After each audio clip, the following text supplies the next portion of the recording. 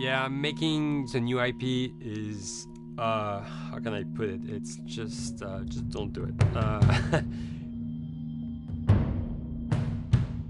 It's insane. I mean, it's a very difficult process. You have more questions than you have answers, especially when you come from like you've been making Uncharted 1 and Uncharted 2, just kind of like now like things are going, you just kind of like good momentum, and then suddenly that momentum like just drops, it stops. It's a very challenging process to create a new IP, and you're gonna fail over and over again, but that's what it takes. New IPs are really hard. They're hard because you don't know what's fun yet. You're building new tech, new AI, establishing new characters, new art, all this. You don't get that controller in your hand for like 6 months to a year. You don't know what it is yet. I remember like ages ago coming on the project and what are the infected gonna do? Like, what are they gonna do? They're gonna behave like this. I'm like, okay, we're like trying to imagine what's gonna happen. Fast forward like 4 months, they don't do that at all because it didn't work, right? It's hard mode, right? Like it's game development on expert. There's a big thing about making a game, right? Which is a game has to be fun. You get your first build where everything's working. You got player mechanics. You can walk around the world. You can shoot. You can melee attack people. You've got the AI in there. They're very intelligent, very difficult, and it's totally not fun because they snuck up behind you and murdered you in a second, and there was no way to figure out what was going on. We're making a game, by the way. Hey, James.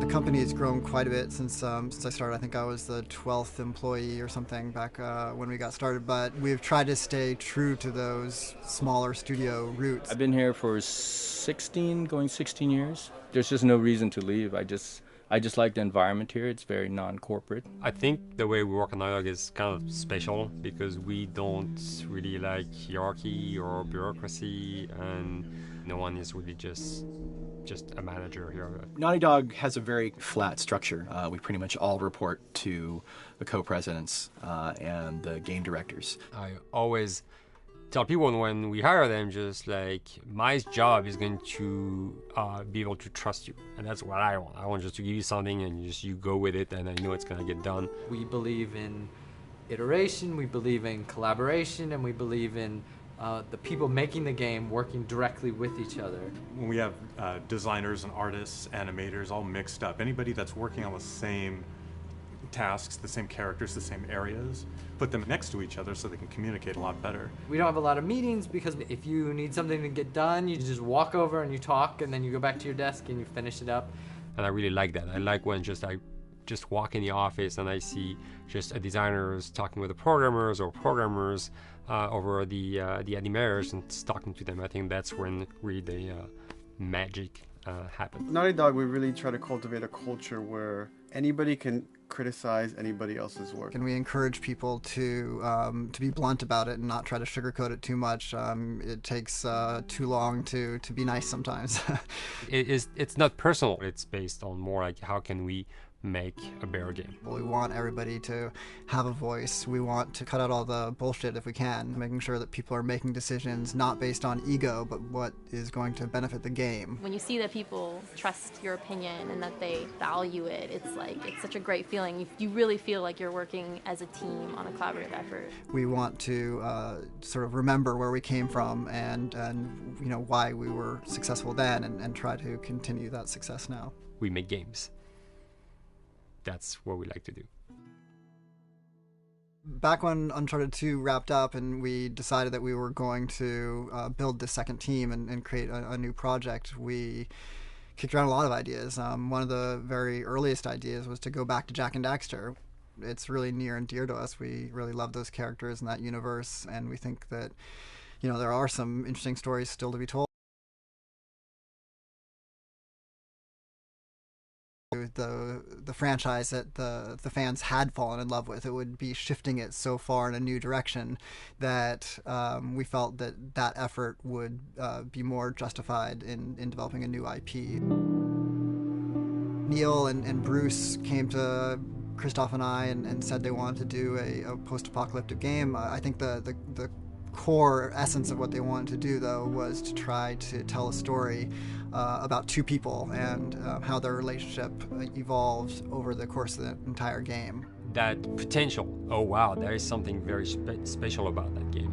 This is going to be polished. Like, you're not sure if it's gonna work or not, and you have doubts. And like, should we be doing a game like that? Should we be doing a first-person shooter? Whatever. Like, you ask yourselves all those questions. And the creative director and the game director are the core of the team that have to really see eye to eye. That's why you have that balance between like Bruce and Neil, and Neil's gonna try to push the just the story and the characters, and Bruce is going to try to push that with just the gameplay as well. And so it's kind of like those guys are just trying always to find the right balance between the two. It's a very delicate process. We feel that the interactive medium has an untapped potential to touch the feelings of the player. You have that connectivity, the fact that I'm actually in the world and participating in what's happening on the screen in front of me gives us some sort of advantage to make you feel connected with what's actually happening. At Naughty Dog, that's what we're trying to do, is pair story and gameplay together. If we can make you feel like you're actually with these characters on that journey, and you're invested in those stories and those characters, then you're feeling, in theory, the same thing that they're feeling. As the story evolved and took different shapes and different forms, the thing that was always there was Joel and Ellie. And because of that, everything kind of grew out of that relationship.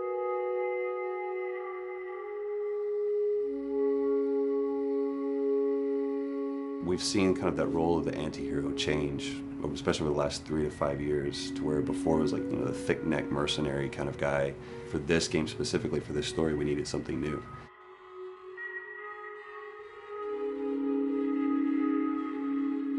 The reason we didn't want to make Ellie Joel's daughter from the get-go is because it wouldn't have anywhere to go. Of course, at that point, he'd be willing to do anything for his daughter because that is what a dad would do for his daughter.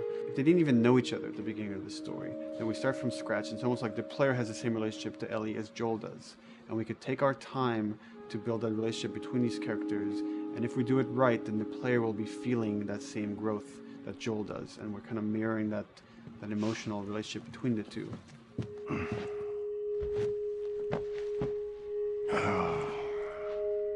What are you doing?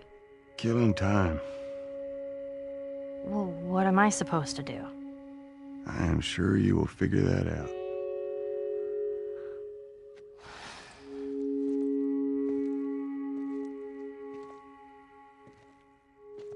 Your watch is broken. It's exciting that Neil wrote something like this, where he's like, I don't want to make the stereotypical characters. I want to make real people in this crazy situation and these forced to make decisions that are really tough. Like, what would we be like in those situations? I mean, we weren't consciously trying to pick male or female for characters. You just try to pick characters and just be honest with who they are. It almost doesn't matter, right? Joel's daughter could have been Joel's son. Ellie could have been a boy, and Joel might have been Tess. You could have swapped those roles, and I think the story would have still worked. The focus on female strength, it's so unique. You get to see what's so powerful about a woman through all of these female characters, which makes this game wonderful and unique. There's a crew of Fireflies that'll meet you at the Capitol building. That's not exactly close. You're capable. You hand her off, come back, the weapons are yours. Double what Robert sold me. Speaking of which, where are they? Back in our camp. We're not smuggling shit until I see them. I want Joel to watch over her. Whoa, I don't think that's the I'm not best Ellie. idea. With him. How do you know them? I do think having a strong female character, especially like Ellie, is so rare in video games.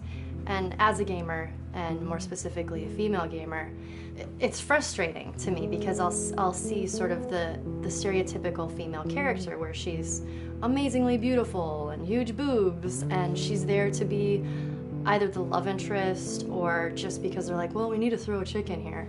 We've seen the strong woman or we've seen the weak woman. We haven't necessarily seen the empowered woman from this kind of standpoint. And there's that beautiful scene where Joel finds her inside the house and she's reading through this girl's journal going, is this really what they used to worry about? What shirt do I wear and what boy am I going to go out with? You know, and to be met with those first world problems that we deal with every day and go, how trivial is all of this? I think it's going to resonate a lot, not just with, you know, a female audience, but with a male audience as well. The thing that was intriguing to me after the fact is knowing that we're kind of creating a female action hero in a way, and this is her origin story with Ellie. To sort of be such a strong female character that is completely normal looking, regular t-shirt and jeans, and she's 14 and she is still a total badass, is really exciting to be a part of that. There's so few non-sexualized women in video games, especially in the main role, that we were kind of proud that we were creating one. It's very complex, and without the players knowing it, she becomes the protagonist by the end of the story. And that's why she's in the front of the box, and that's why we've been promoting the two of them together so much. Who's there? It is a dual protagonist game, and yeah, I guess I get nervous to think about it in that way.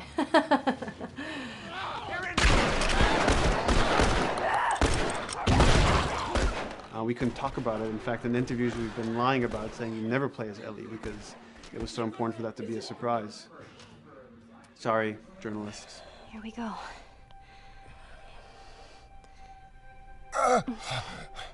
Sorry. Hold on. That's it. The tone of the game was set pretty early on that we knew that we wanted to make a really grounded story. We knew that we wanted to make the player feel the sense of tension and dread and go through the same emotional roller coaster that Joel and Ellie were going through. One of the things we kind of struggled with is to say, well, if we want to really ground this world and make it so like realistic, maybe we shouldn't have anything that could be perceived as a monster. Maybe like by just having an infection that just killed people, and it's all about humans and how they deal with this post-apocalyptic society and how different people decide to survive. Maybe that would be enough. And what we realize is because we're making an action game, a lot of the storytelling happens on the joystick. And once we remove the infected, it's like all of a sudden now we can't tell the story through gameplay of what happened to the world. And that's where we kind of went back and kind of brought the infected back in, because it lets you see, once you're fighting them, the threat that people had to deal with, that otherwise would just be very cerebral and people could talk about it, but you couldn't necessarily experience it yourself.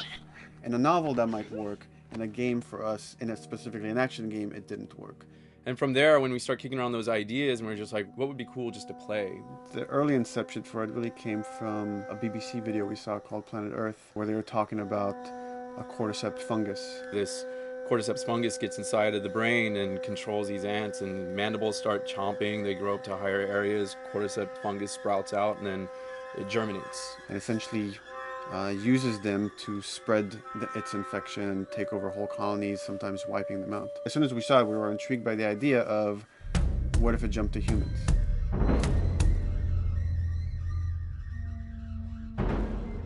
So what would happen? How would people react? What would happen to society?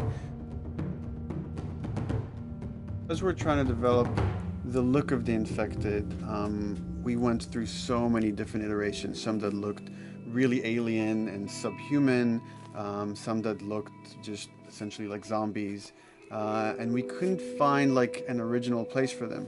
But one of our artists just did this kind of photo mashup where he took a bunch of images of diseases or images of fungal overgrowth, and he kind of mashed it all together and he threw it on this person. It was a very iterative process, making sure that the fungus felt properly integrated, like it was part of the body, growing out of the body. And not just fungus growing on the head, but it's tearing the face apart, cleft down the middle, this gaping maw of a mouth with the crooked teeth. And it's in great agony as its humanity and its brain is still somewhat functioning. Maybe you still have some human cognitive abilities or thought process back here. This isn't some decaying corpse on the ground. This is a living thing that's going to be coming after you in the world. The fungus is always the focal point. So you can see from a distance, oh, this guy's infected. I can tell straight away. In fungus, they have these beautiful saturated colors, and we really like that conscious of this something so horrific that it's going to like stop at nothing. It's relentless force of death, and yet elements of it are beautiful. It's not just about gore. It's not just about everything about it being scary, because to us it's actually scarier when things on it are somewhat benign or somewhat beautiful. It was evident that we were onto something that was quite a bit different and something that we hadn't really seen before, which was eerily human but very disturbing. And it seemed so creepy and so unique that right away we gravitated towards it, and it's like, this is our base infected. Everything should kind of come out of this look.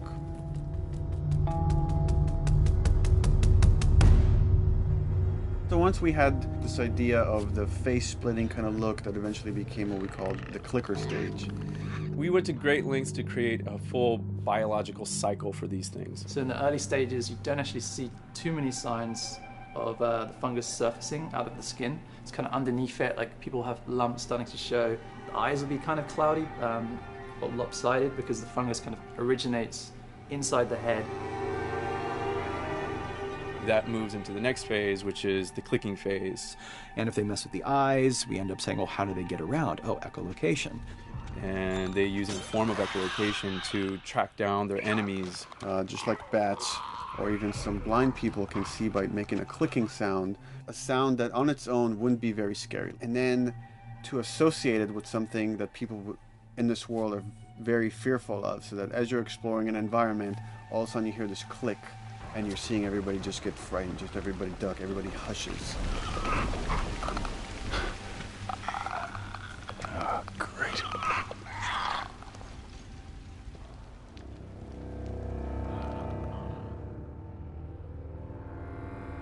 The bloater is the most severe of the stages. So large pieces of the body has been replaced by these kind of fungal plates.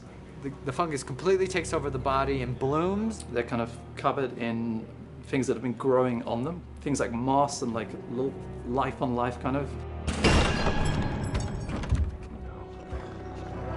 What the fuck is that? Goddamn bloater! When an infected feels like it's going to die, it finds like a dark corner and it becomes part of the environment. The human elements aren't there anymore. And then the body is gone.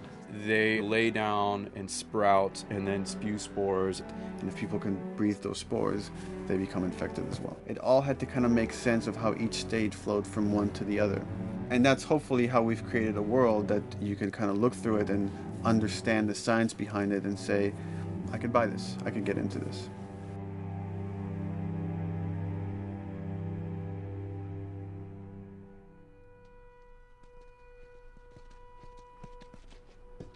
Mandatory evacuation. Evacuate to where? What do you think? Quarantine zone. See, some places got a heads up before the infection showed up. Most didn't. Over the course of Joel and Ellie's journey through this game across America, you find all these different societies, all these different enclaves, and you get to see how do they deal with the infected. Without the manifestation of this infection, you can't have these people making those interesting choices.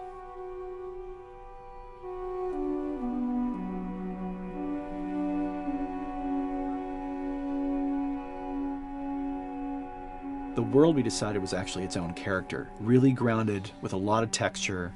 What happens, after 20 years of the fall of man, when no one's taking care of anything? This book called The World Without Us describes in detail how much fighting on a day-to-day basis we have to do to keep nature back. And once you stop doing that, how quickly nature can reclaim that. They talk about New York and how every day they pump water out of the subway system. That system breaks down. Within 2 days, a whole city is flooded. And once water gets introduced, then structures collapse pretty quickly. Trees will sprout, and wind will carry those seeds over, and gutters get clogged, and then when it rains, water fills up, and then pretty soon you have vegetation growing over there, and once you have vegetation, concrete breaks pretty easily for when there's a tree and roots breaking through that. Even some of the stuff we did on Uncharted, you know, exploration of how temples were ruined.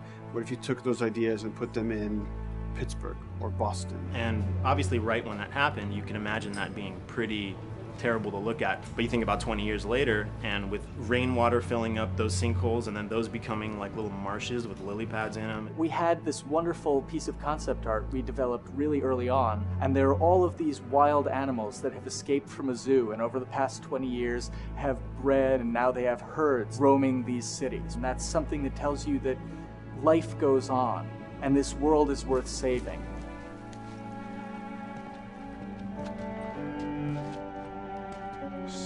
Don't scare it. I won't. There's something really pretty about nature reclaiming its domain once we are gone. So fucking cool.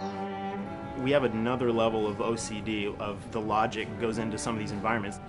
Water damage seeps into them, that creates some little moss growing on the floor, or a tree radiates energy from its base, and that over time starts to melt the snow around it. And that's the reason why you'd see those like rings of leaves showing through in the snow. That gives it that extra, you know, believability. This is pitch art. I'll try to start with an idea that conveys sort of the feel of the environment. Something like this, very brushstrokey, very painterly. You can see not a lot of detail, just energy and conveying a mood. This is sort of just a conversation starter, and then this would be more of an actual space. So you start talking about, is this too tight of a space right here? Would the player even fit through there? Do we even want to include water? Those are conversations you start having a little bit later. And then it usually needs several more passes back and forth in order to be tightened up to be the experience that you would see in the final product. So, dude, I was actually trying to figure out right here, there should probably be some dead foliage. It might be cool to see some of the dead stuff around the edges of the green, or like even spilling out into the street. Maybe what we do is, in some of these areas, we use it as like a transition from the actual concrete to the side of the building, so like they're almost sitting on top of a bed of dead foliage, like that really rich kind of like orangey brown color. Sienna or something would be nice. Something real cheddary. That's how you know you're done. The end product often ends up being stronger because that bouncing back off somebody else gives you a result that maybe you wouldn't have even thought of in the first place. All right, here's the bridge. That's our way out of here. As far as concept art goes, definitely the ultimate goal is just helping everybody as much as possible. Me and the background artist will work together. I'll often just go to them because they've got like a really, really good like visual imagination. At some point, you came in almost like flat on. So that's kind of good because the bus station is right in your peripheral view, and you're probably going to enter the bus station. You're probably not going to get lost. But it doesn't at all utilize this cool architecture here, like the bus station sign. Like that's a really distinctive silhouette, and it's a really interesting sort of architectural detail. So we changed the entrance. Look at that. Another city, another abandoned quarantine zone.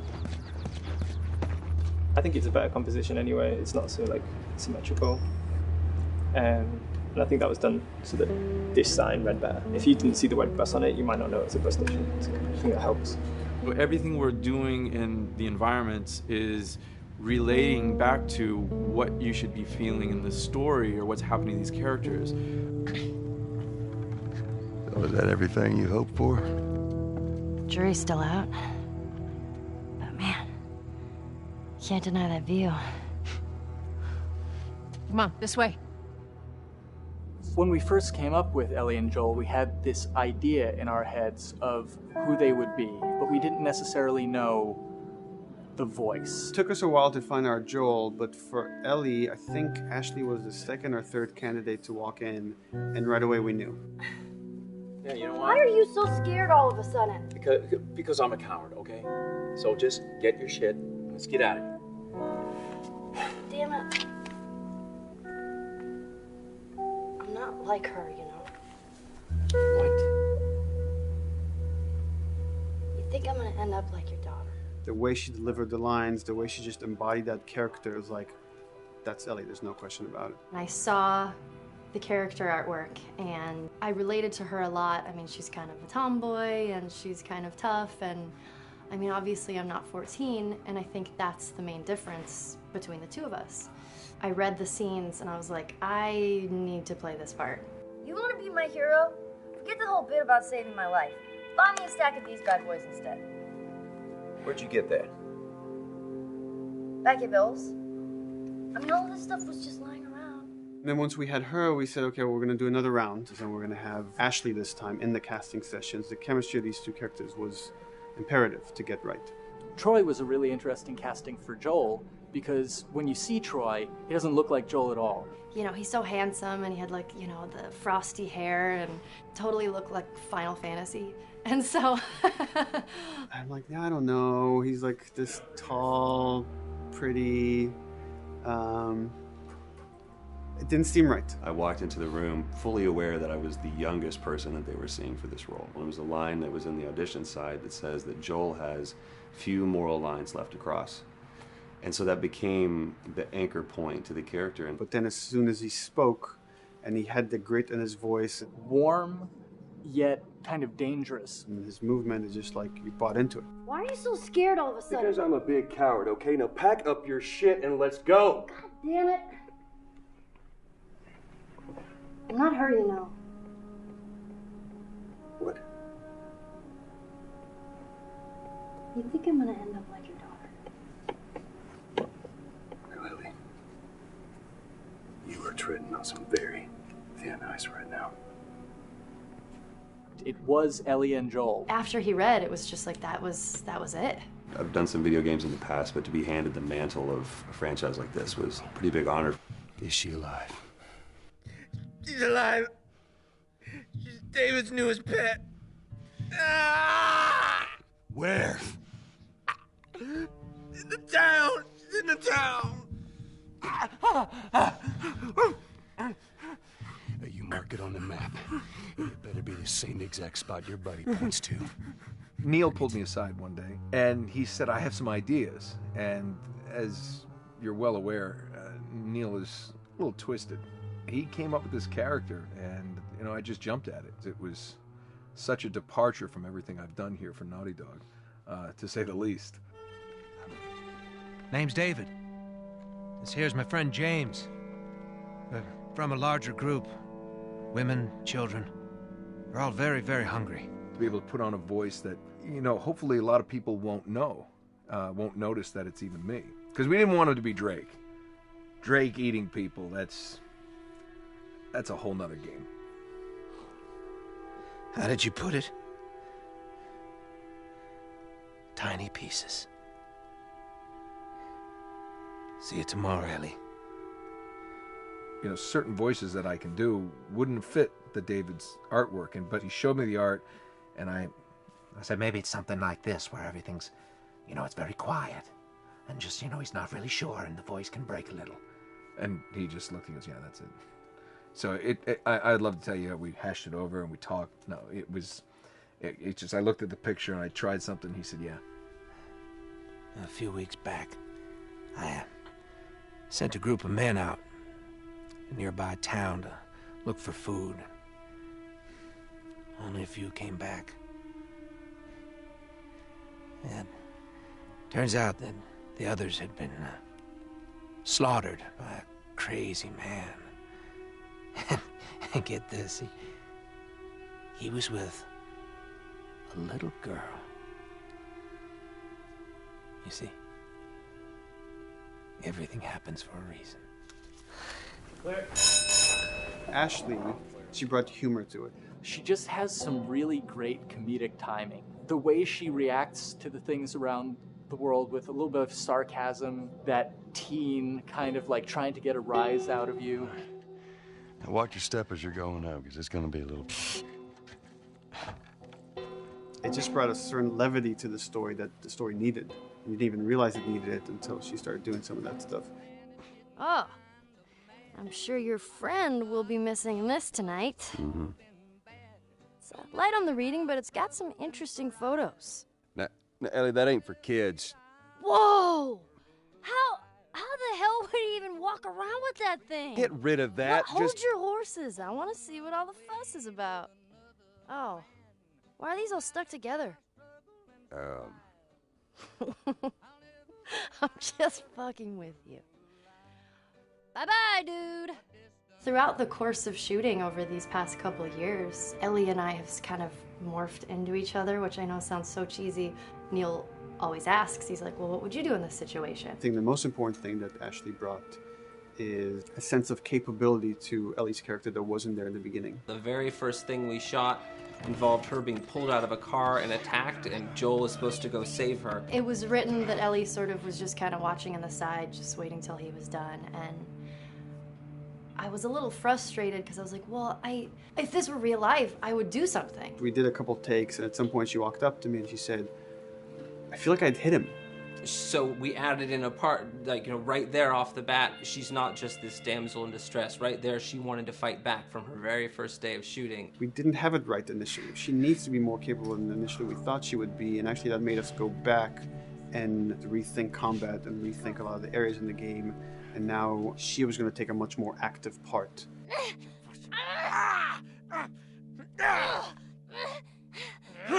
Anything that requires, a lot of body movement, we do with the actors on the mocap stage. And we try as much as possible to use our actual principal actors, use their body motion as well as their voice. We capture it all at once there on the stage. Having the actors perform as well as being recorded at the same time was imperative to get an accurate performance. Because every time you split up the performance in any way, you lose some of that magic where they did a gesture or they delivered the line. Have to be in sync, or there's just something subconscious that's like off-putting about the performance when you don't do it that way. You are treading on some mighty thin ice here. I'm sorry about your daughter, Joel, but I have lost people too. You have no idea what loss is. Everyone I have cared for has either died or left me. Everyone fucking except for you. So don't tell me that I would be safer with someone else, because the truth is I would just be more scared. It gives you the most authentic, most realistic performance, because you're actually there, not just making your own choices, but making your own choices based on the other people that are involved in that scene. So you get this truly natural approach to things, and it shows up. It's like theater in the round. You can do anything from any angle, and the smallest, most subtle thing we'll be able to pick up. There's no place to hide. So you have to be as prepared as possible, because you have no idea which moments they're going to use. There are these little improv moments and, little nuances that you get that probably isn't scripted, that just comes out of play, while they're performing. That mistake that is just blossomed into a really good idea. Did we improv on The Last of Us? Yes. Yes, we did. Doing this was a whole lot like being 5, playing in the backyard with a stick, and this is my machine gun, and and a pine cone is my hand grenade. It's all your imagination. I'm doing the exact same shit that I did 45 years ago. I just get paid for it now. We square. We're square. And get the fuck out of my town. I don't do a lot of voiceover work, so for me it was nice to be able to work off of your other actors. I can't imagine it working any other way. I'd never done mocap before. I didn't know what to expect. The suits were crazy. Yeah, the suit gave me wedgies.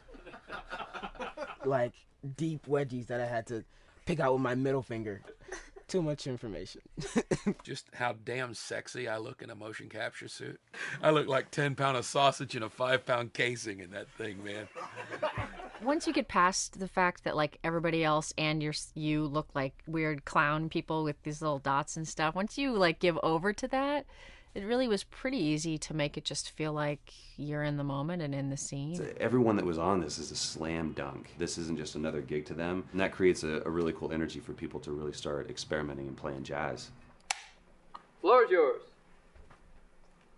And action.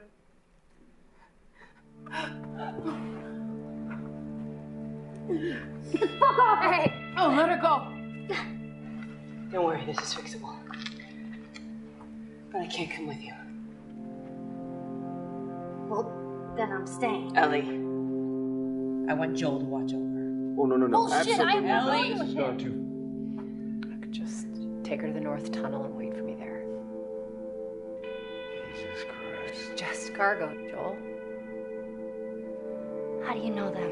You know, we craft the scene out until it has a good feel, and then we pass it off to animation to clean it up. Real life motions don't necessarily always translate into gameplay. There's something that's usually missing, so we have to, you know, maybe enhance the gesture or enhance the shoulder movements or a breath that you want to be able to feel, but you don't really see it, so you can't really feel it unless you see it. Is everything all right? Yeah, everything's fine. I could have him lean in here a little bit more, like this, take his hand down. When they're on stage, they don't necessarily have windows, you know, so that weight of like really pushing and leaning in, it's something that we would have to accentuate. You know, give him a little bit more weight on that turn, or put his head down a little bit more. There's a lot of dialogue that gets said between the two characters. We have to bring that alive through animation, and we have what we're using as gestures. Why would they mow down all these people? Can't let everyone in. If you turned off the sound, you'd know that they were talking to each other. And that really helps accentuate the relationship that the two have together. We have certain animations that play in the beginning of the game on Ellie. She's traveling with Joel, who she doesn't really know. There's a lot of gestures to make her look nervous, just her overall stance. Later on in the game, they develop a relationship through the animation, not just the dialogue. You can see that she's more comfortable around him. If that reads well with the player, then, you know, we're doing our job.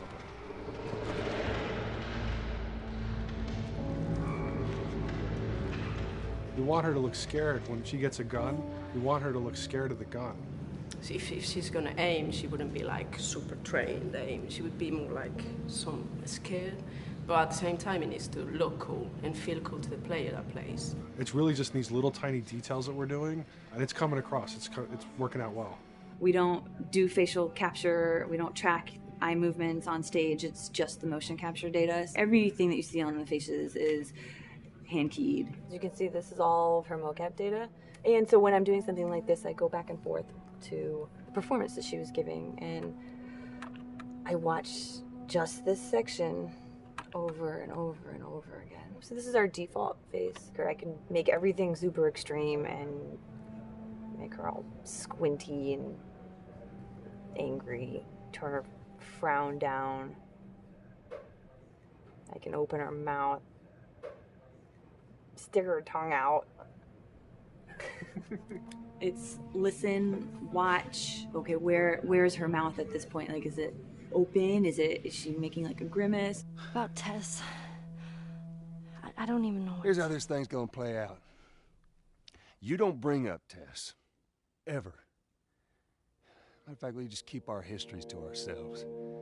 We shoot all of it to just get the body motion, and then we'll do a second pass with the cameras. The scene's playing back on an overhead projector, but it's also playing back on a monitor that's attached to my rig. Sean and I would go to the stage and motion capture the camera filming the scene, and so he would get a whole wide shot, a whole close-up for the whole scene. You know, you can change your lenses, you can use your standard 35, 85, 50s, whatever, all that sort of live action camera cinematography, you can apply it on stage.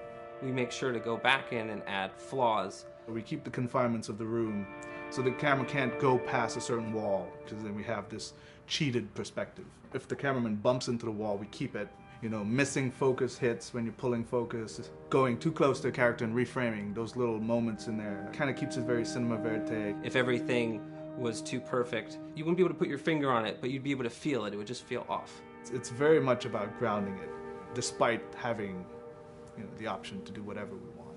Being able to place the cameras anywhere we want after the motion capture gives us both advantages and disadvantages. The biggest advantage is it means that we just have to nail the best performances we can get, and the luxury is that we can always swap it. The 3D world gives you limitless opportunities with cameras and movements, exposures, all that stuff. Most of these cameras are sort of set up like real world cameras. So we have lens, we have f-stop that will create the depth of field. We have aperture to, you know, set our film back and all that stuff. A master, and then I have my close-ups, my over the shoulders, sort of just like a live action production. Let's go to camera 30 at the 23.458. Then I get that kind of weird, you know, bend across his back. The closer I bring the camera, the more bend I get, which is, you know, doesn't look right. It doesn't look it looks less cinematic than if I do that, which flattens the whole thing. And I'm trying to also catch Ellie. Like if you scrub a little more, you know, catch her. To be able to have this extra flexibility in post, to swap a line of dialogue for something different, even though that's not what the actor said at that time, and to be able to still have a close-up on them. Where was this lab of theirs? Because our actors are both the voice and their body, they get to play, they get to try things, they get to work with our director to kind of come up with new ideas, or even our director will have a new idea on the spot that wasn't there in the script, but realizing when he sees it, oh, well, this would actually be better, this might feel better. And those changes all just happen organically there on the set. He could even lead straight into his thing. He's like, no shit, yep, Tyler wanted to do that, so we rented 2 Harleys and drove cross country. Keep it pretty succinct, like we got the bikes, rode them cross country. Cool.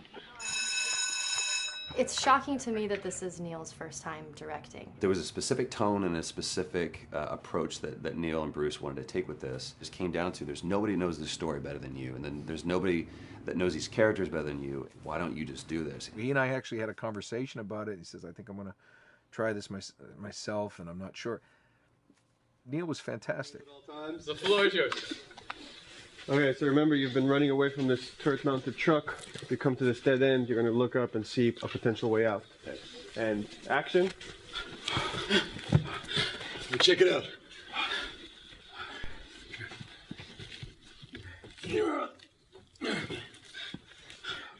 I mean, his writing is honest, and it's dangerous, and it's natural. And I love his economy of words. He doesn't hit everything on the nose, so it leaves it open for you to interpret and bring some nuances and things like that. The entire process is collaborative, but really it's led by Neil's willingness to change and flow and decide something doesn't work, you know, fix it right there in the moment. And it is something that's very foreign to the way that TV and film is done now, where everything has been micromanaged by the time you get it to the table read, and no one wants you to change anything, and everything's very precious and has been rewritten with notes from 20 people in suits, and you can't do that just anywhere in entertainment these days. Yeah, I want to make sure. I think I swung too far over to this way, and now it's a little bit of making jokes about it, and I need to bring it back to center a little bit. There's one scene in the game where we see Joel not as a ruthless survivor, but as a father. I knew from the very beginning that he was going to lose his daughter, and I just told Neil, I was like, when that day comes for us to shoot that, I need a heads up. About a week before, he said, it's time, we're going to do that scene. I was like, okay, because I knew that I was going to have to go to this place that you don't really want to go to as an actor. You want to find some aspect of reality that you can empathetically draw from, you know? Troy and I were both kind of just like walking around for a while and just kind of getting into the zone, and well, my grandpa died when I was 8. He was like my dad, and so that's always what I use to get into that place. You know, I started recalling all those memories and starting pulling up all those feelings, and they're just right underneath the surface. When I walked back in, everyone realized that something was different. They kind of like calmed down, you know. You could feel the energy just like drop a little bit more. It was brutal. I lose my shit. I mean, just completely break down. Don't do this, don't do. Oh God, no!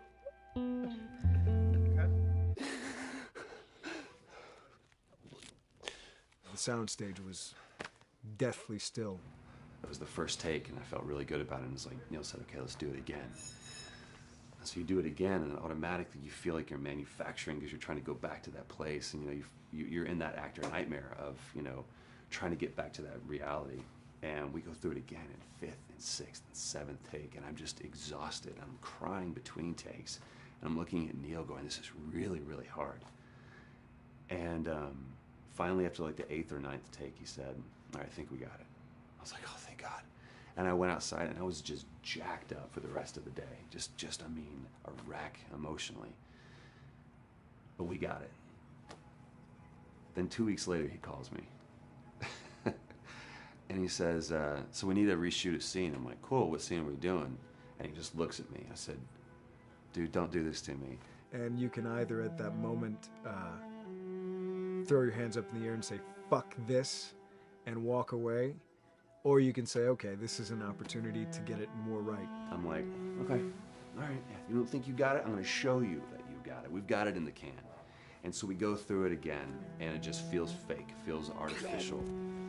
And Neil goes, go through it again. We start doing it again, and I'm getting madder and madder with each take. And finally, about the fourth take, Neil comes over to me, and I love him so much. He goes, so I'm picking up on some resistance. I was like, you're damn right you're picking up on some resistance. We've got this in the can already, and we're just wasting our time, and we're wasting all this effort and energy. And then he started talking me through the scene. And he was like, what I need you to do is I need you to just strip yourself of all these ideas, and I need you to hit this beat, and this beat, and this beat, and this beat, which just makes it sound so mechanical, and it's such an emotional scene. So we start going through it, and literally I am mindlessly doing these things at this point. Okay? I know it hurts, baby. I know. So I'm gonna lift you up. I'm gonna lift you up. I'm gonna get you over here. Come on, baby. Come on, work with me, please. God, baby. Sarah. Sarah! Don't do this to me, baby. Don't do this to me, baby. Come on. And he stops, he goes, now we got it. And I realized that the reason why I wanted that first take to work was because I wanted everyone to look at me and go, wow, what an actor. And that's not what the scene needed. Those moments where you just have to sort of calm your ego down and just go back and do your work. That scene actually works, not because of me, but in spite of me. And that really is the marker and definition of working with a truly good director. There are many like it, but this one is yours. Why don't you have a seat?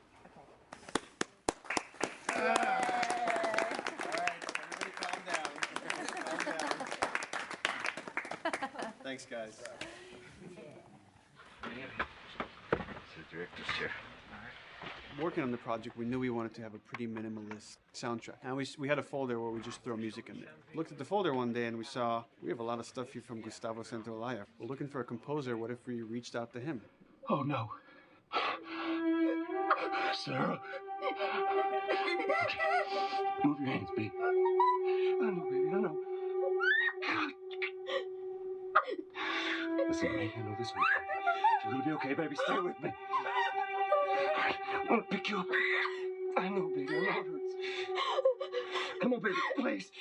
I know, baby. I know.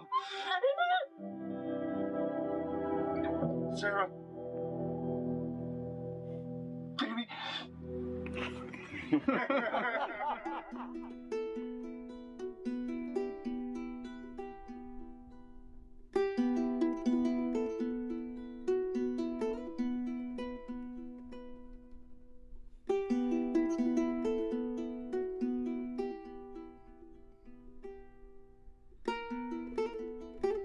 My life has been and still is kind of like a road movie. I grew up in Argentina. I came to the United States in 1978 because we had a horrible political situation in Argentina. We had a military dictatorship where 30,000 people disappeared at the hands of the government and many other more were tortured, and I was blacklisted. It was just impossible for me to keep on living there. I've been jailed many times since I was probably 15 years old just because I had long hair and I play an electric guitar. So I had to embark on this trip. I can relate to that kind of need of movement and going to the next place and the next place and the next step. I'm always attracted to the possibility of getting involved with a project from the very beginning. I like to work from the script and talking to the director. It's never been, oh, give me a piece like this or give me a music that's this. It's just been very high level. Here's what the story's about. Here are the themes. Go write some stuff. Since I don't know how to really read or write music, the way I produce music is actually recording it. So I like to come early in the projects, and I did in The Last of Us.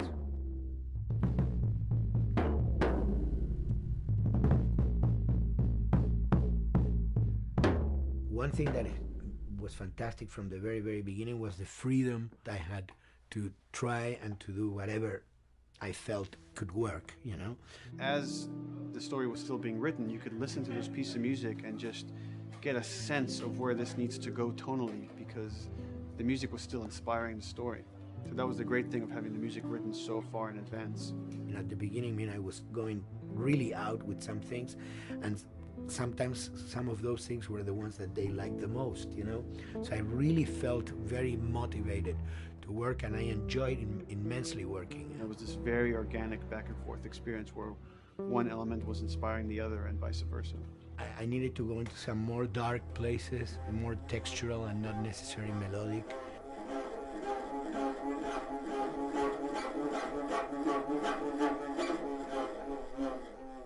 I'm always trying to sort of push myself into playing instruments that I don't know how to play. There's an element of danger and innocence. Lennon once said, you know, give me a tuba and I will be able to do I'm an artist. I should be able to do something. I like to put myself in that situation.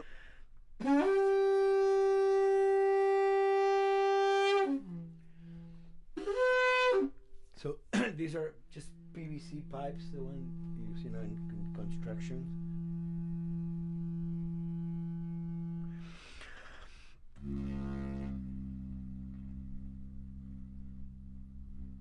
Or instruments that I know, kind of twist them. From the concept of the prepared piano, you know, I mean, I've worked with prepared guitar to stick things into the guitar and things like that.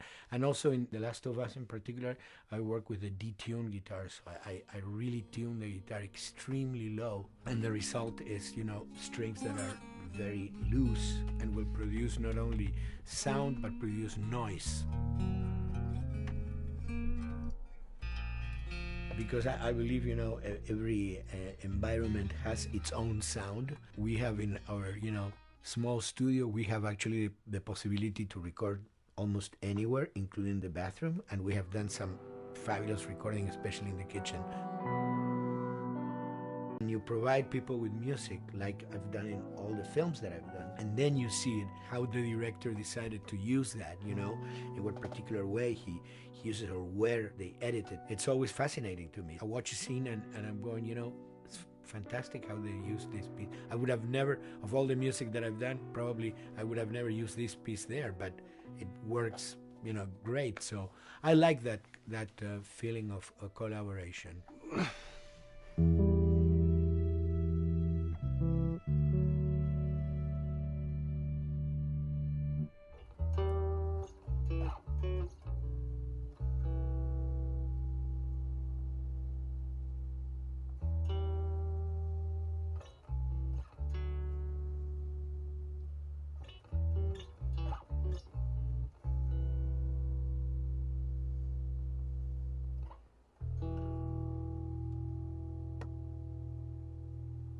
I think, you know, the guys also that work in programming and adapting that music to the game, they should share a lot of the credit for the end result. In the beginning, there was silence. Yes. Then they hired sound designers. Then they regretted that decision.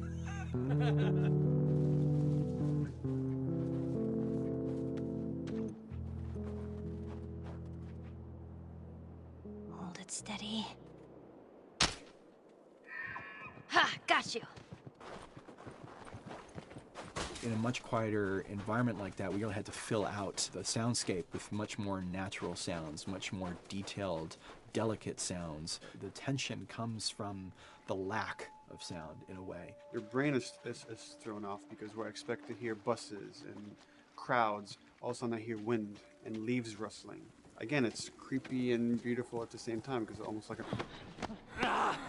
To Neil, I mean, we were going through the iterations, so he just did not want, like, yells and screeches and what he called, like, you know, kind of witchy qualities, Right. the cackling witch. He didn't want anything like that. It was a little bit of a head scratcher to figure out, okay, how do we make it sound human but not human? Yeah. We really did not want to use any animals. We wanted these all to be human. Derek and I basically decided to hire a couple of voice actors who did some interesting work vocally to see if they could come up with something. And we worked with this girl, Misty Lee. She started giving us these really great screeches. And that's no process. Yeah, that's just her voice. And it started going into this little click. We also used a little bit of Phil's voice.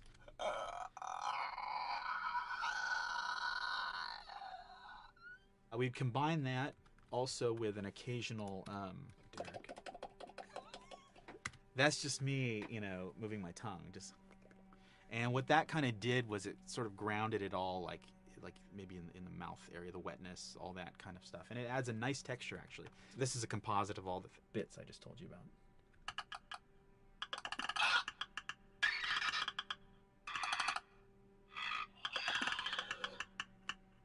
Sounds like a Snapple bottle.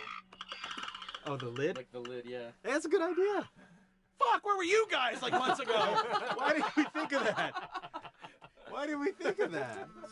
Stupid.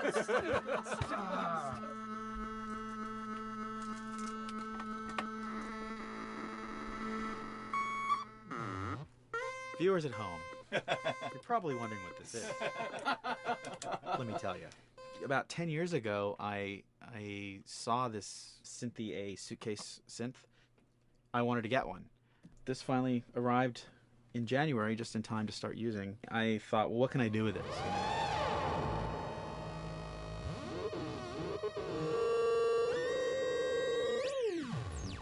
In Lakeside, there's a whiteout that happens, and this thing has a noise generator, which gives really convincing wind sound.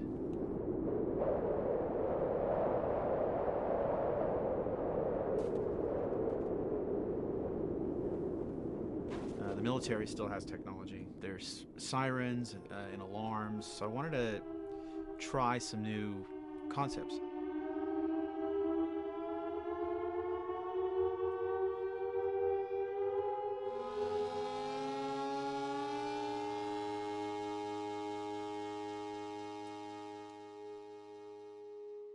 Man. What? Nothing, it's just... I've never seen anything like this, that's all. You mean the woods? Yeah. Never walked through the woods. It's kind of cool.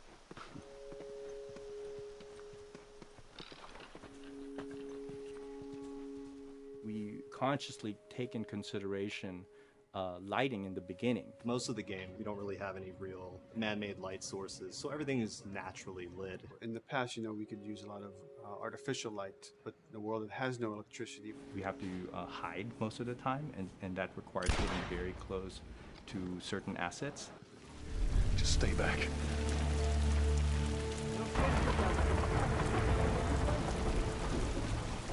Otherwise, you can't.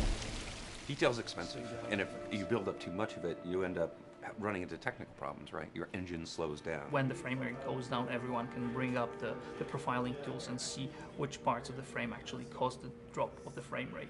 This is the profiling tool. These are all the SPUs. Here's the GPU, and then here's the PPU. You can see, like, here's the main process, and here's all the sub-processes, and you can see, tells you, like, how many milliseconds and cycles it's taking. The programmers are whiz at modifying this stuff and realizing, oh my god, why is this thing so big? We're taking 10 milliseconds on this thing. And then that's when they come over and find somebody and hit them over the head with a club and be like, why are you doing this? I love, we put the 30 frames per second goal because that's what we shoot for. Someone nicely put the 60 frames per second goal. It's like, yeah, we're not going to hit that. Lighters usually can come up with different lighting setup that still looks great, but is less costly in terms of performance.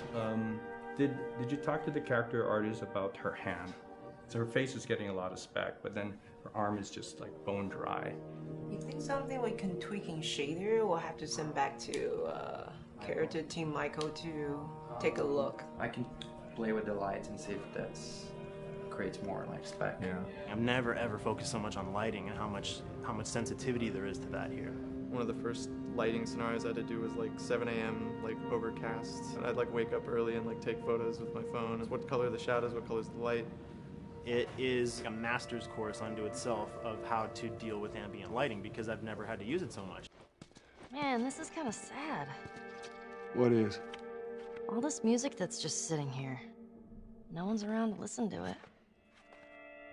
I don't know. It doesn't seem right. All the characters cast soft shadows onto the environment. Even when there is no direct sunlight or no direct light sources, we still have nice fuzzy shadows. When you're walking down the hallway and you see your soft shadow goes along with you projecting on the wall, on the environment, that make everything look real.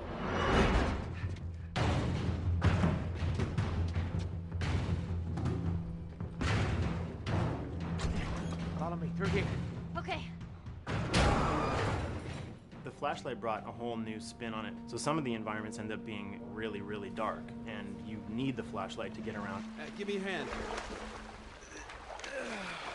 We want to have the environment be really dark, but also at the same time have colorful surfaces that are sort of hidden, so when a flashlight hits one of those, it bounces off onto the ceiling. If you shine a light on a red wall, it will bounce the red lighting on the whole environment. And it's very difficult to do, very expensive, but we did it. Everything should have a bounce lighting. Otherwise, the world is gonna feel dry and unrealistic.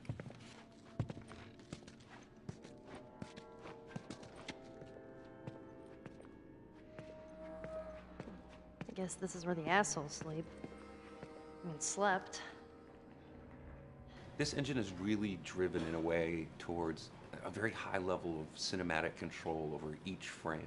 And hopefully, if we achieve our goal, you'll see it is beautiful. There are these truly beautiful moments amid all this chaos and destruction. Yeah, once we're done with this whole thing, I'm gonna teach you how to play guitar. What do you say, huh? Ellie, come on.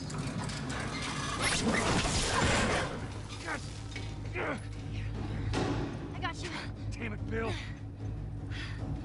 What just happened? I want to build stupid traps. There, that fridge, it looks like that's a counterweight. Okay. The story really dictates sort of the arc of the overall pacing.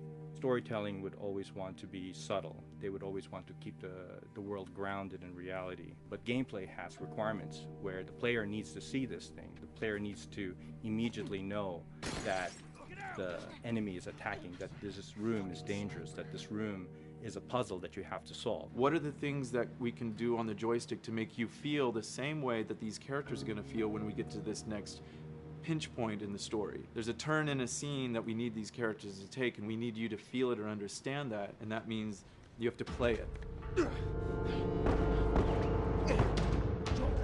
Sailed! Oh, thank God. We gotta keep running. Ah!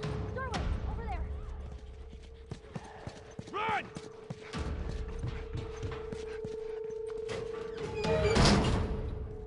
We really want to make sure that there's that contrast between the negative space and then the high tension spikes.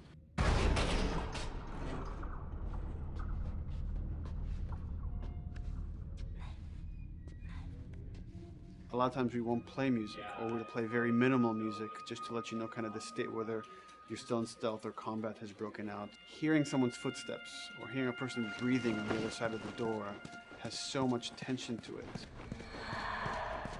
You hear that? Shh, quiet. You feel the tension of the world, make you question whether you want to engage with these guys or kind of try to stealth around them. That's another reason why we don't have traditional cover in the game. You smoothly move around everything, contextualizing with the environment, but you're never locked down.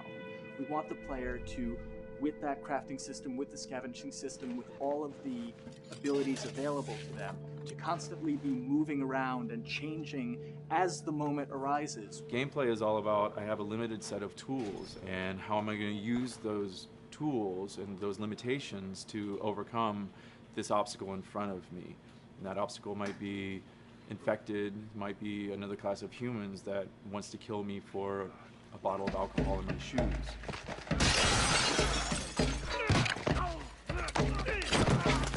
It was important for us that we don't underplay the violence, because then the threat doesn't seem as real.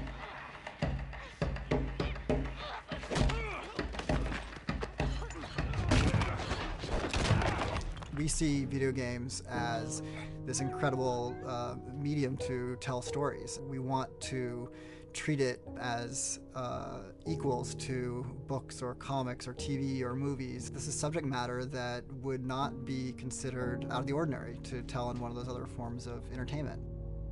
Fucking hunters. See, this could have been us. We wanted you to buy just the desperation of these people and why they're behaving this way, because it's so brutal. And at the same time, we didn't want to make it so over the top, stylizing it, so then it doesn't become as real. It was important for us actually to hit that middle ground where it's kind of disturbing. That glint that's happening on that curvature, it'd be good if there was a way that we can guarantee that from this angle, we're seeing it. It seems but really it's flat. overall too bright and opaque. Yeah, looks like paint. Yeah, see, the blood on the ground works really well. It's something about the other shader is messed up in this environment. We got to fix that to unify the look. Shouldn't make you giggle or laugh or any of that. You should be kind of appalled by what you have to do, but you understand why you're doing it.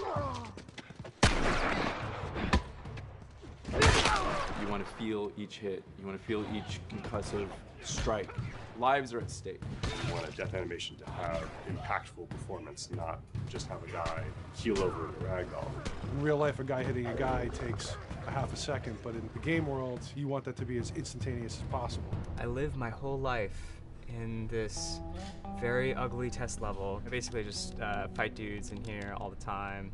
Almost every move is divided between like an intro and a swing. And one of the many things I have to end up doing is like counting frames and being like, okay, on frame 18, I want you to get out of here. I want you to be able to start moving. Every hit reaction that an NPC plays, they are not necessarily in the correct pose. When you strike them the next time, we just pop them with a 0-frame animation change, which is usually kind of a no-no, you know what I mean? Normally you want characters to blend smoothly and realistically into animations. But what we found is that you can cover that pop up with a heavy impact. They can go from almost any pose into the pose that the impact starts from, and your eye just covers up the transition for you. So if you throw a brick at a guy, it puts him in this like kind of staggering stun state. And that changes the moves that you do when you come up and punch him. So now I'm gonna come up and punch him, and now when you're punching him, because you've hit him down, you get this like auto aim moment where you get like a free headshot. I try to make it so that, you know, if you kind of know what you're doing, that you can set yourself up for 1 + 2 = 3. Right here! Memory on a console is a very precious resource.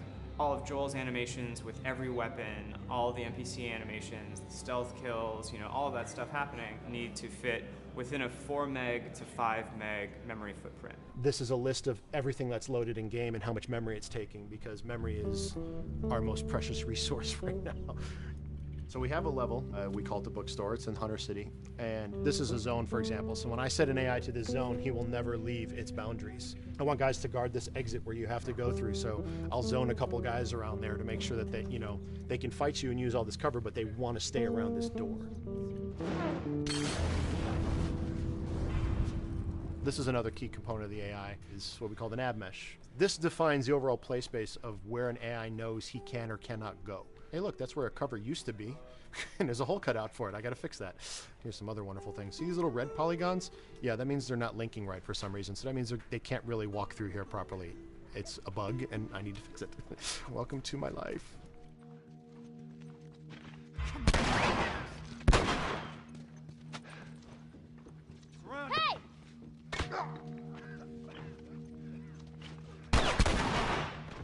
If you look at a lot of games, NPCs are usually only alive for, you know, a few seconds before the player ends up shooting them and then they're dead.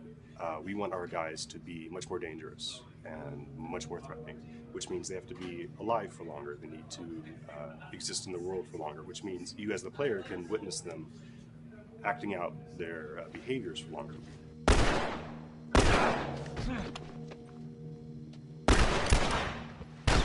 So we've been working really hard on our AI systems. Back of the box, biggest bullet is going to be like AI. So we tried a number of different prototypes with the buddies, including having Ellie be super independent of you. She would try to flank the enemies, get behind them, or get between you and them. And a lot of times those decisions should surprise you, just like a real person, a real character would surprise you. And we discovered after many different prototypes, the best thing for her to do generally is to stay very near you. You need need the exploration, you need the scavenging, you need something to say like, okay, if we just crank it to 11 the whole time, then it's pinned up there and there's no time to breathe, no time to assess or analyze, and no time to really contrast. There's no way of shifting the pacing.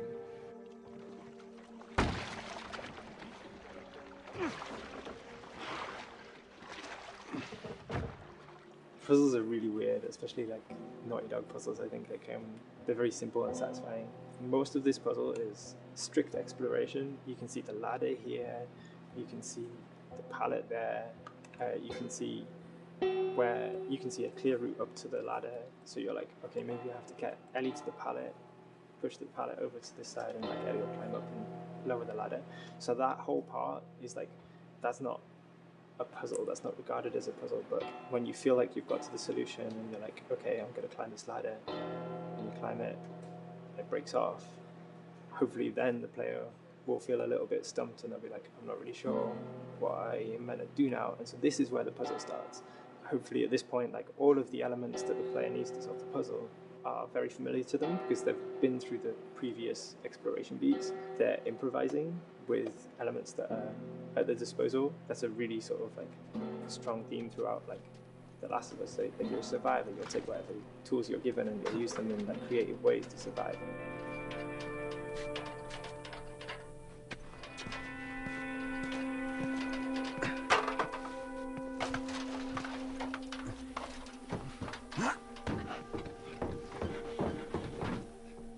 We set out to create something kind of new to Naughty Dog, this crafting system. Our lead designer, Jacob Minkoff, he got this book of like the survivalist handbook and homemade munitions and all sorts of funny stuff. Just start reading about, okay, if I was just wandering around in a collapsed society, this world, what stuff that seems like I could find? Alcohol and sugar, you know, if you want to make a smoke bomb. It's difficult to balance the right amount of resources against what you think the player's going to need and making sure that the player feels like they're getting just enough to survive, but not too much that they feel like they're a powerhouse. We wanted you to be forced to make some choices in the world that showed how depleted the resources were. So if there's a particular point in the story where the characters are having a particularly difficult time surviving, then we want you as the player to be finding fewer items, farther apart, harder to survive. We will item starve you at the same time that those characters are feeling starved and worn out. Then you expose something to them. Oh, here's a cache, and if I can just get into that cache. Oh, look, there's a wealth of things in here. God, I was so worried. My health was low. If I had run into a combat, because it's always that thing in your head, it's that Hitchcockian thing about the danger that you see is less meaningful than the danger that's in your head.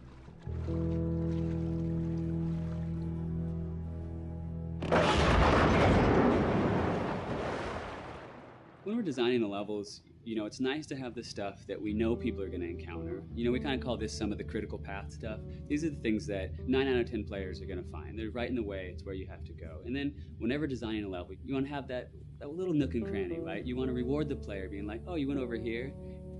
And then you also want to have that other second nook and cranny. The player is supposed to go place a ladder here and climb up through the rest of the hotel.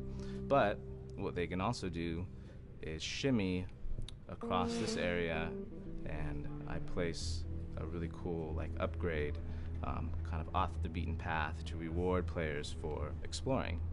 So if they come all the way over here, they're going to get this really cool training manual. It's a funny little bit of trivia. The HUD system, not the menus, not like when you hit start and stuff, but the actual HUD system where you see the reticles and stuff, was literally created for an E3 demo early in Uncharted 1, and that's been our HUD system, the foundation of our HUD system for the last 4 games. First time in Naughty Dog's history we hired Alex. She's awesome. And she's got a really good understanding of UI and how it applies to games. The thing that I hate about any game's UI is when it pulls you out of the game for too long. No one wants to spend time in menus. Nobody loves UI, if we're being honest. Like, weapon slotting has probably gone through more iterations than any other system. The stuff that we finally ended up implementing, you press select, you get into this menu, then you D-pad left and right through the slots, and then D-pad up and down will change the weapon, and then just, you don't have to press X or anything, you just select out of it. When you're still, like Joel is here, that's fine, but then as soon as you get into an actual situation, so I'm gonna go over here and cause some trouble. Okay, so here they come, oh god. All right, so now I'm out of ammo. Now I need to like get back in that menu. I have to like run away from them, get into the menu, get out of it. And it ends up feeling like super clunky. Like again, okay, I'm out of ammo again. Get out of here. I need to take out one of my other long guns. And now Bill's in trouble. Bill's in trouble over here.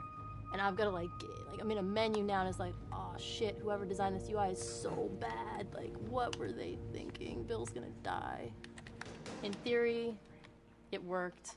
But then in practice, it felt a little clunky. We wanted it to be the absolute minimum amount of button presses. You don't say to yourself, oh, I'm never going to be able to do this in time, so I'm just going to give up. I'll die, I'll restart, let me try again.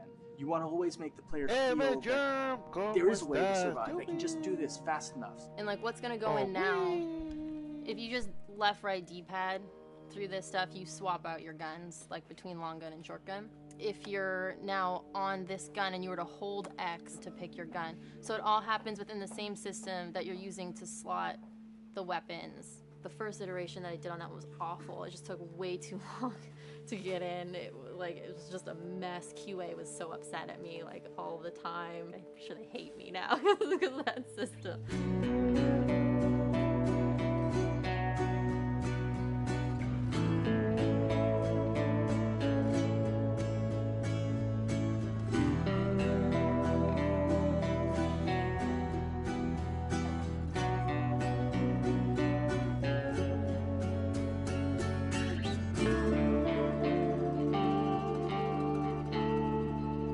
I think the way the industry is kind of maturing and changing in general, you're seeing a lot more focus and importance on refinement and polish. So having internal QA really helps. The industry is kind of changing from QA being this like tighten up the graphics on level 3 bro kind of vibe to like really being a more technical, mental investigative job. On the publisher side, it's more reactive towards the code being delivered in a stable, controlled environment. Whereas on the developer side, especially at Naughty Dog, we are going beneath the art and the design. We're given enough weight where we can go up to somebody and be like, look, you have to fix this. Why? Come over, I'll show you. That kind of feedback, I would love to be able to say like, that was us, but it gets so diffused throughout the iteration process that you're just kind of like adding your I guess like genes into the gene pool and then just seeing what happens, you know what I mean?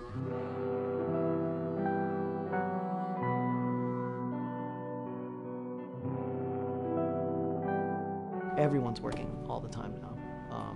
But like I tell people, like 7 weeks and then you can have tons of time off, enjoy the sun, you know? But for now it's like, this is it for everybody.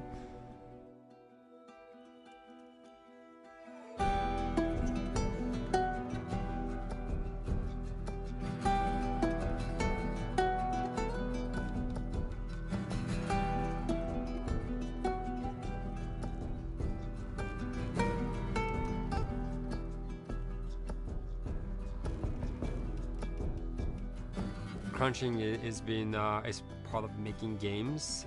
I feel it's human nature, right? If I'm gonna have a guest at home that's gonna come for a couple of weeks, I'm probably gonna clean their room just the day before they arrive, right? And I think it's the same thing. It's just like everything comes together at the end. I personally enjoy crunch. I think you get this like absolute laser focus because it has to come together. There's a camaraderie that also comes There's a camaraderie, totally, yeah. The vibe is everywhere, you know what I mean? Everyone's kind of like giving it 150% at this point. We're getting there, right? You start to get these glimmers, and I don't think anyone who doesn't make games realizes how late in the process you get those glimmers. 1 week before we shipped that press demo, we're all like, this kind of sucks. What's going on here? It's like, we need to dig down and find this. And in 1 week, the fun came together. Like you're shooting at a guy and then somebody flanks you and you hit him and you avoid the other guy who's shooting you and then you flank and go behind cover and you're like, oh, that 5 seconds in that 15-hour game was really, really fun. How do we make that 5 seconds happen thousands more times? My favorite video game is making video games. It is as challenging and as complex and as interesting. If we had to like try all the things that didn't work, what's hard about Crunch? It's like marching through that swamp of it not working. I mean, nothing's ever really final because you can always make something better, always. So we're constantly changing and constantly reiterating and trying to make it better and better and better, pretty much until we ship. As an artist, you're never really happy with your work. You could be given like 100 years to work on something, you'll still find things to nitpick and things to fix. Yeah, you can work on the game for 10 years and you'll still be crunching at the end. So it's like,